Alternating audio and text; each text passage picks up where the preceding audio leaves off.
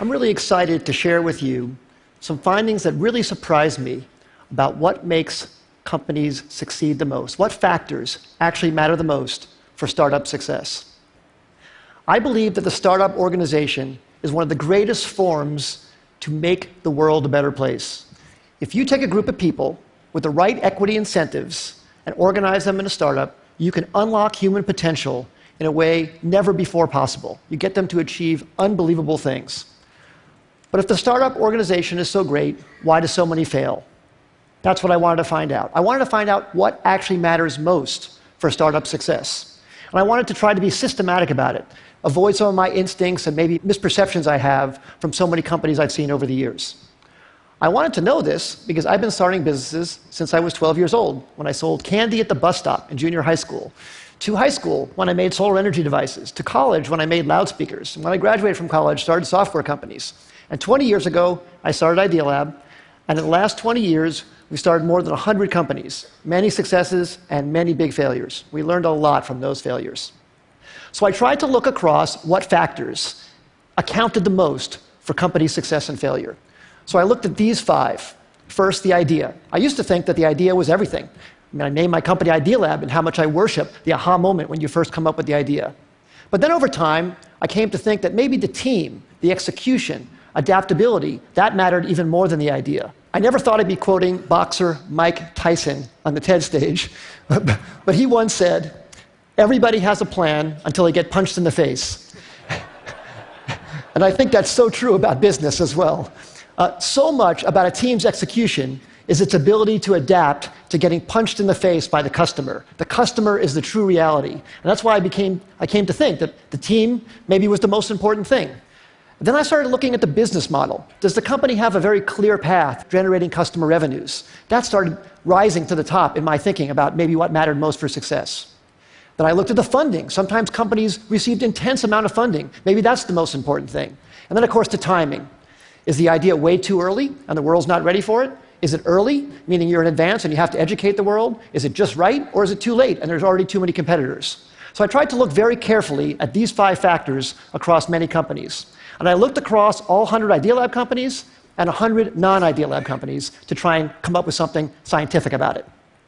So first, on these Idea Lab companies, the top 5 companies, City Search, Cars Direct, GoTo, NetZero, Tickets.com, those all became billion-dollar successes. And the 5 companies on the bottom, Z.com, Insider Pages, My Life, Desktop Factory, People Inc., we all had high hopes for, but didn't succeed. So I tried to rank across all of those attributes how I felt those companies scored on each of those dimensions. And then for non-Idea Lab companies, I looked at wild successes like Airbnb and Instagram and Uber and YouTube and LinkedIn, and some failures. Webvan, Cosmo, Pets.com, Flues, and Friendster. The bottom companies had intense funding. They even had business models in some cases, but they didn't succeed. I tried to look at what factors actually counted the most for success and failure across all these companies, and the results really surprised me. The number one thing was timing. Timing accounted for 42% of the difference between success and failure. Team and execution came in second, and the idea, the differentiability of the idea, the unique idea, that actually came in third. Now, this isn't absolutely definitive. It's not to say that the idea isn't important. But it very much surprised me that the idea wasn't the most important thing. Sometimes it mattered more when it was actually timed. The last 2, business model and funding, made sense to me, actually. I think business model makes sense to be that low because you could start out without a business model and then add one later if your customers are demanding what you're creating. And funding, I think as well. If you're underfunded at first, but you're gaining traction, especially in today's age, it's very, very easy to get intense funding. So now let me give you some specific examples about each of these.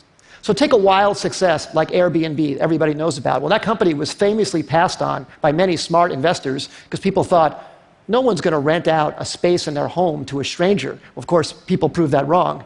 But one of the reasons it succeeded, aside from a good business model, a good idea, great execution, is the timing. That company came out right during the height of the recession when people really needed extra money. And that maybe helped people overcome their objection to renting out their own home to a stranger.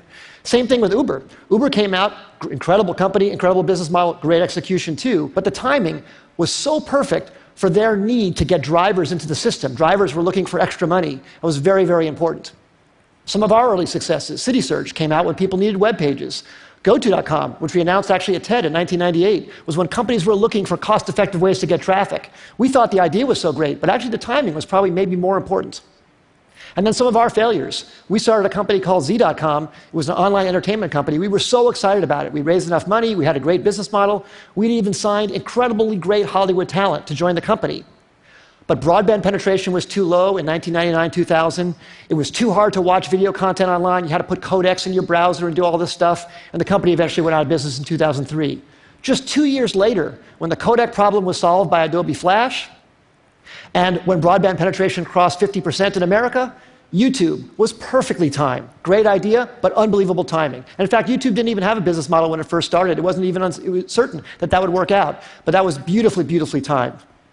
So what I would say in summary is execution definitely matters a lot. The idea matters a lot, but timing might matter even more. And the best way to really assess timing is to really look whether consumers are really ready for what you have to offer them, and to be really, really honest about it, not be in denial about any results that you see. Because if you have something you love, you want to push it forward, but you have to be very, very honest about that factor on timing. As I said earlier, I think startups can change the world and make the world a better place. I hope some of these insights can maybe help you have a slightly higher success ratio and thus make something great come to the world that wouldn't have happened otherwise. Thank you very much. It's been a great audience.